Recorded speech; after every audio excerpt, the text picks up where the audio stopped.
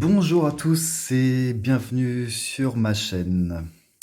Alors aujourd'hui c'est une vidéo un petit peu particulière dans le sens où j'ai jamais fait d'unboxing. Et là je vais en faire un parce que c'est une montre. C'est une montre que j'ai commandée il y a longtemps aux États-Unis et qui est enfin arrivée après, allez, au bien facilement 2 mois d'attente. Pourquoi? Pourquoi? Parce que déjà il y a eu la crise du Covid. Et même en règle générale, d'ailleurs c'est un conseil, c'est franchement quand vous commandez des choses sur internet, évitez les États-Unis. Évitez les États-Unis, on attend toujours relativement longtemps pour avoir le matos et puis en plus on a des taxes douanières qui s'appliquent souvent et c'est généralement c'est assez chiant. Mais malgré tout je l'ai fait pour cette montre parce que j'avais trouvé un prix intéressant et puis c'est une montre qui est un petit peu compliquée à trouver en France. Et on va y revenir, je vais vous expliquer ce qui pose un petit peu problème, enfin un problème pas réellement, mais elle est assez rare en France. Donc voilà, quoi qu'il en soit, je l'ai enfin reçue et je suis assez content. Donc on va procéder à cet unboxing. Comme vous voyez, la boîte est toute petite, elle est vraiment toute simple. Et ça en fait c'est un peu typique du matos qui est destiné aux militaires. En général, tout le matos qui est vraiment fourni aux forces armées, c'est souvent des boîtes en carton vraiment basiques. Forcément, il y a une question de coût aussi. Pas besoin de faire des packaging extraordinaires quand ça concerne les armées. Et ça, c'est une montre militaire. Donc, c'est une montre américaine pour l'armée. Une montre de la marque Marathon.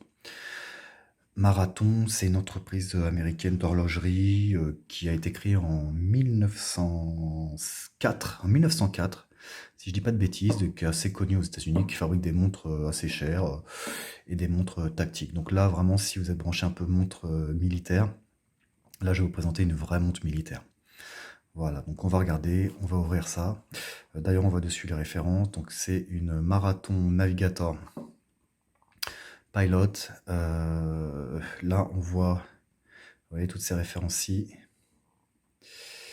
Type 3, classe 1, 1000, ça c'est c'est-à-dire, ça veut dire qu'elle répond à un certain standard de l'armée américaine.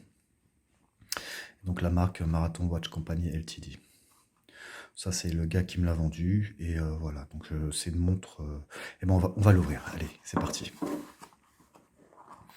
Et je vais la découvrir avec vous hein, parce que je l'ai pas ouverte. Hein. Donc je suis assez impatient aussi. Allez, hop, on ouvre tout. On ouvre tout ce qu'il y a dans la boîte. Est-ce qu'il y a autre chose? Non. Allez, au revoir petite boîte. Bon, elle est là, elle est là.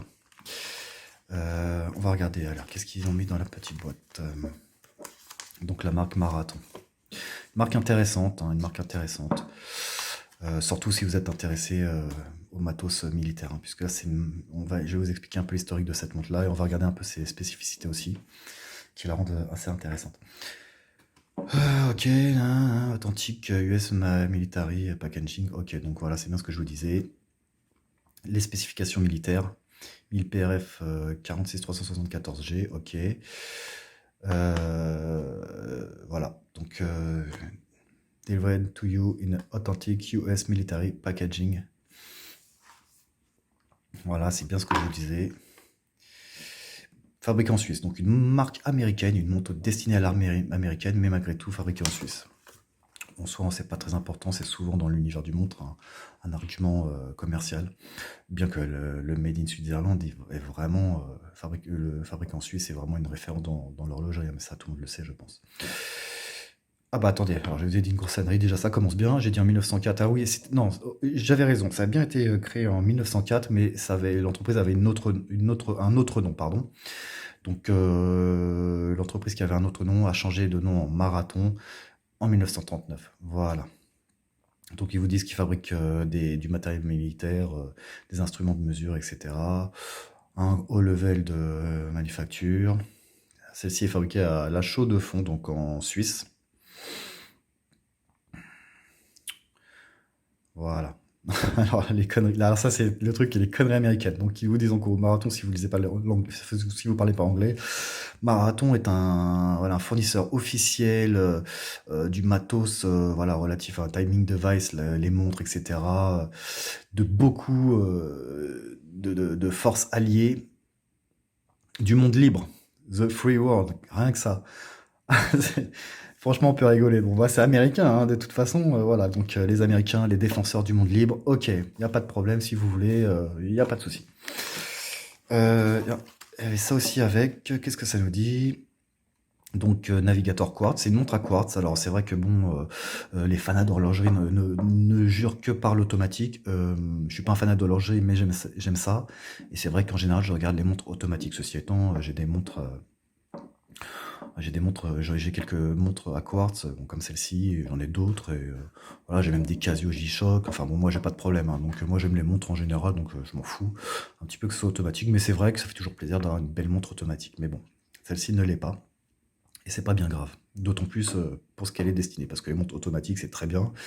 Mais il y a quelques inconvénients, il faut le savoir. Notamment une précision qui peut être très bonne, mais qui en général n'est pas aussi précise qu'une montre à quartz, hein. Les montres à quartz donnent l'heure plus précisément. C'est un détail, mais quand même. D'autant plus que les mouvements mécaniques aussi, bon là du coup on s'éloigne un petit peu de cette montre-là, mais voilà, les mouvements mécaniques sont plus sensibles aux vibrations, aux chocs. Donc si vous, les gars qui tirent avec des armes ou qui ont des activités, ça peut faire un peu bugger les montres, enfin façon de parler, hein.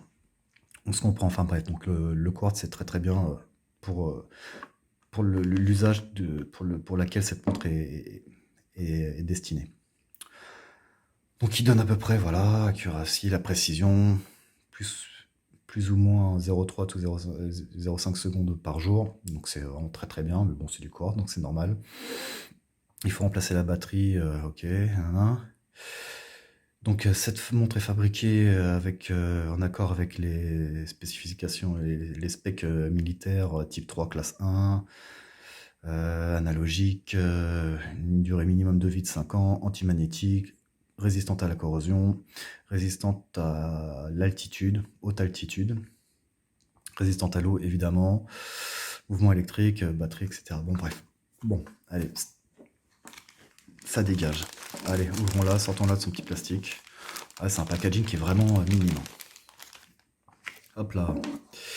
Donc la voici. La voici.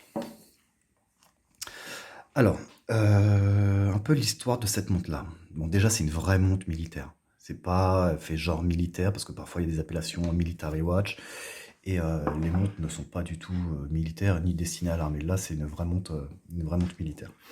Elle a été développée en 1986 à la demande de la base de l'US Air Force Kelly, qui se trouve à San Diego, si je dis pas d'ânerie, et où ils avaient un cahier des charges qui était assez spécifique, et donc il fallait qu'elle soit forcément, elle résiste un peu à des conditions un peu extrêmes, aux pressions d'altitude, parce qu'il fallait qu'elle soit aussi destinée aux parachutistes. Donc voilà, ils avaient tout un cahier des charges assez strict.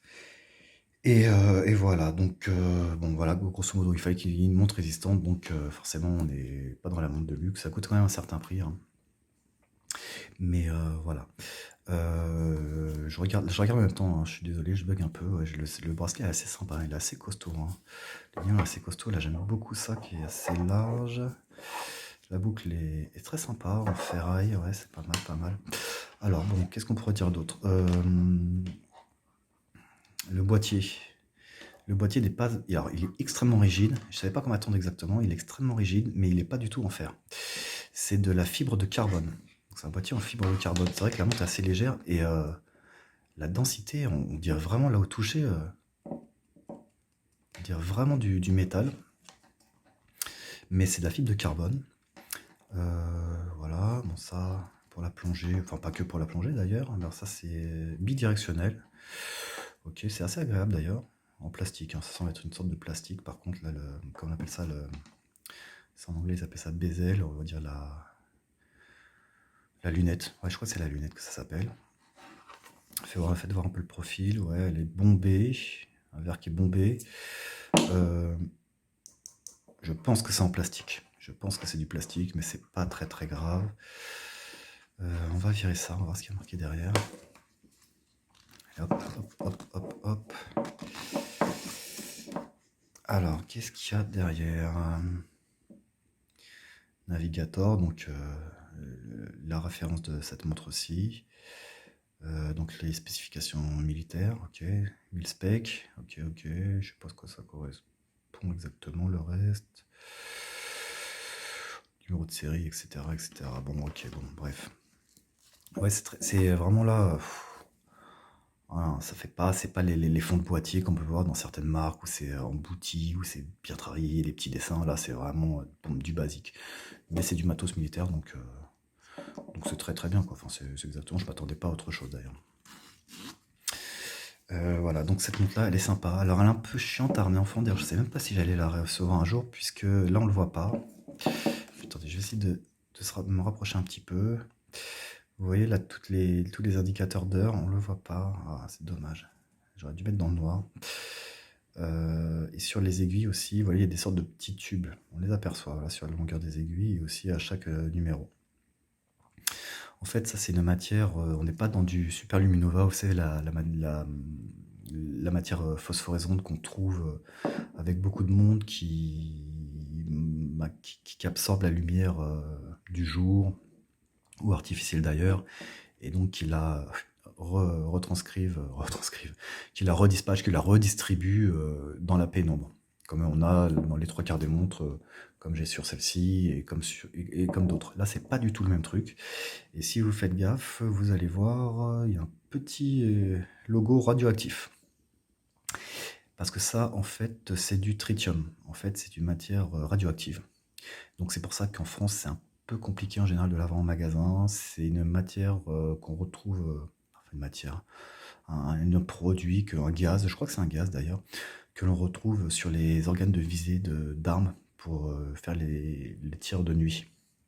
C'est-à-dire que comme c'est matière radioactive, et bien cette matière-là génère de la lumière. Et en plus, bon là, c'est dommage parce que je sais qu'il y a différentes couleurs, donc c'est comment dire, le cadran est assez joli la nuit. De ce que j'ai pu voir, je ne l'ai pas encore vu, testé, mais il y a plusieurs couleurs et ça marche très très fort, hein. Là, du coup, comme c'est radioactif, ça balance vraiment, vraiment une grosse lumière et du coup, c'est un peu emmerdant en France. On n'a pas le droit, à ma connaissance, hein. Bon, oui, il y a moyen d'en avoir une puisque je l'ai eu quand même, mais ça se vend pas en France, quoi. Le tritium, on n'en trouve pas en France, à moins que c'est changé, mais je ne crois pas.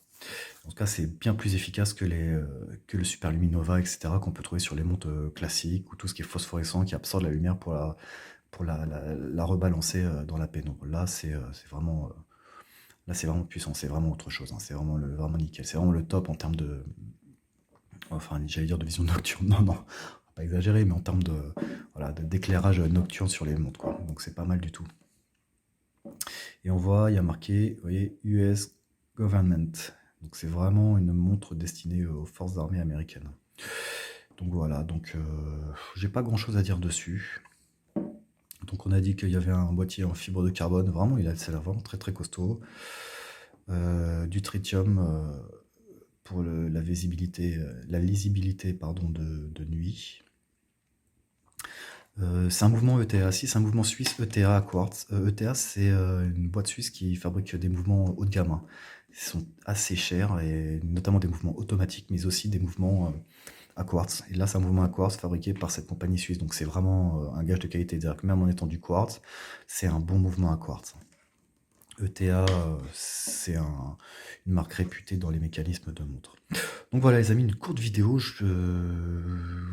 Ouais, attendez, non, je vais rester encore un petit peu. On va rester encore un petit peu. Ouais, aussi un design qui est assez sympa. Elle est un peu. Vous voyez ici, c'est pas du tout la.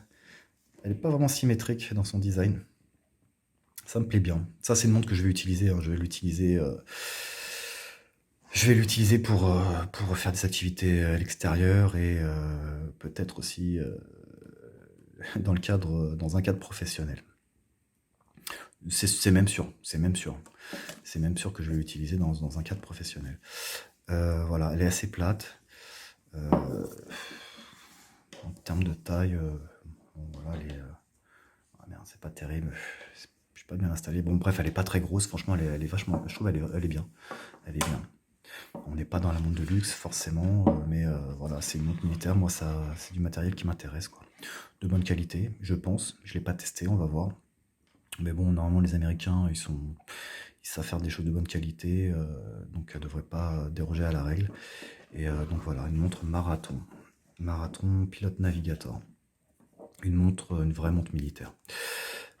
J'ai peut-être omis de vous parler du prix. Bon, elle coûte un certain prix quand même, hein. Ça coûte quand même un certain prix. Alors, je l'ai vu à des prix complètement abusés. Je l'ai vu à plus de 200 € sur certains sites. Ça va, c'est pas le bon prix, hein. Normalement, ça, Simon, si ça vous intéresse, vous la prenez aux alentours de 150, entre 150 et 180 € quoi.